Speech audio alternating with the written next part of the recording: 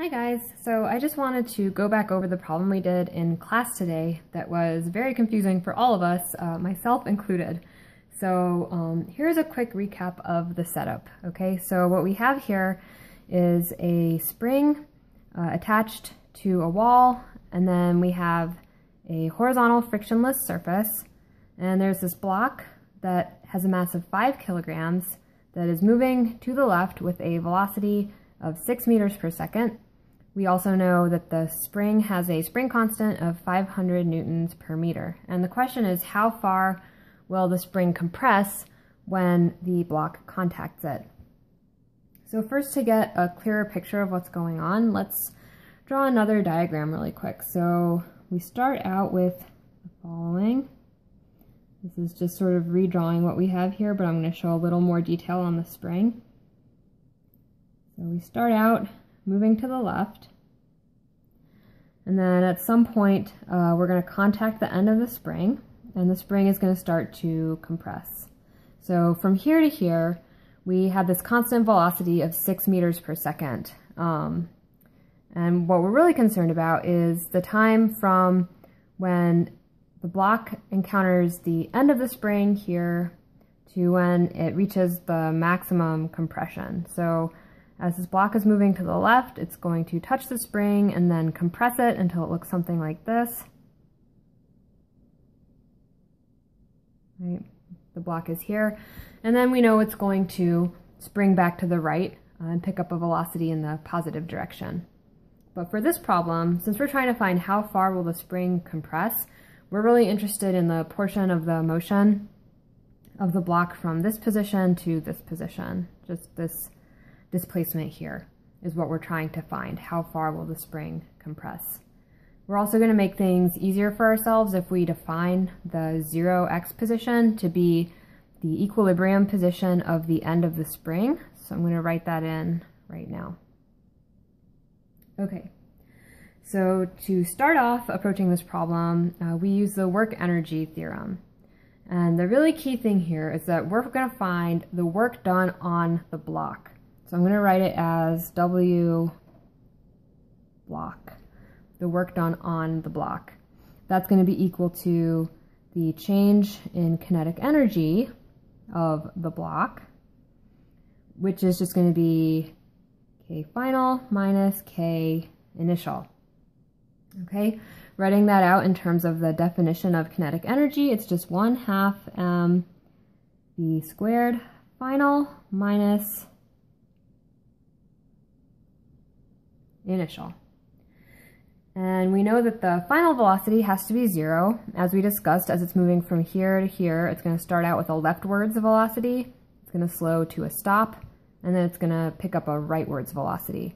But when it's at this maximum compressed position, that final velocity of the segment that we're interested in is 0. So we're going to set this whole term to 0, and then we have that the change in kinetic energy of the block is just negative 1/2 mv initial squared. Plugging in the numbers for that, we have negative 1/2 times 5 kilograms times 6 meters per second squared, which comes out to negative 90 joules. All right.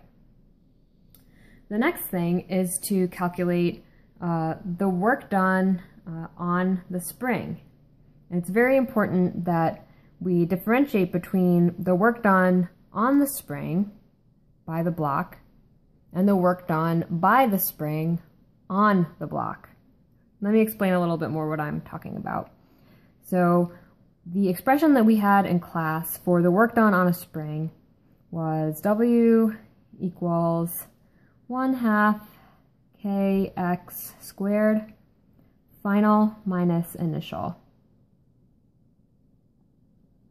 Okay, we know that the initial position of this segment of the motion that we're interested in, x initial is 0, so this whole bit goes to 0.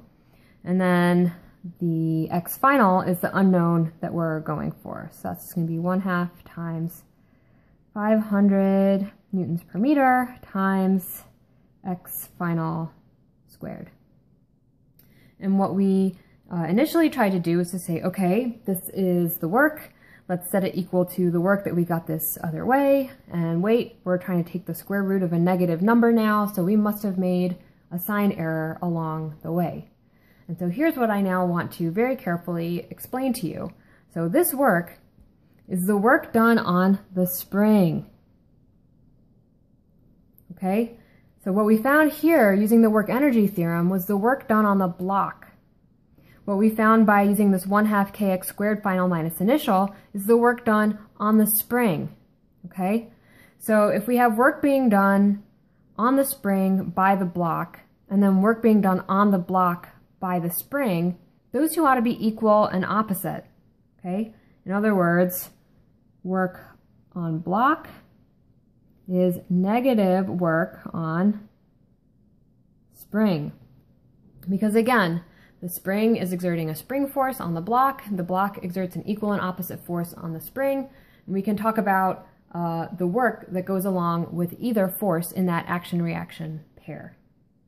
Okay, so now we can say that the work done on the block is negative 1/2 times kx squared, x final squared, and that is equal to our work that we got up here, negative 90.0 joules. And now the negative signs cancel out, and we're no longer having to question taking the square root of a negative number. Thank goodness. Okay, so when we actually go through, multiply through by 2, divide through by 500, take the square root of both sides, what we're left with now is that x final equals positive or negative 0.60 meters. And again, it's positive or negative because we're taking a square root. And looking at the problem, we know that we're considering positions to the left of the x equals 0 point. So the answer that we're looking for is x final equals negative 0.60 meters. And the answer to how far will the spring compress is really just asking for the absolute value. So I guess the answer to this question would be 0.6 meters. But again, to really keep track of the signs correctly, what we had to do is to carefully keep track of the work done on the block by the spring and the work done on the spring by the block, keeping in mind that those should have opposite signs. So I really hope that this cleared up what we did today, and we can talk next week if people still have remaining questions about this problem.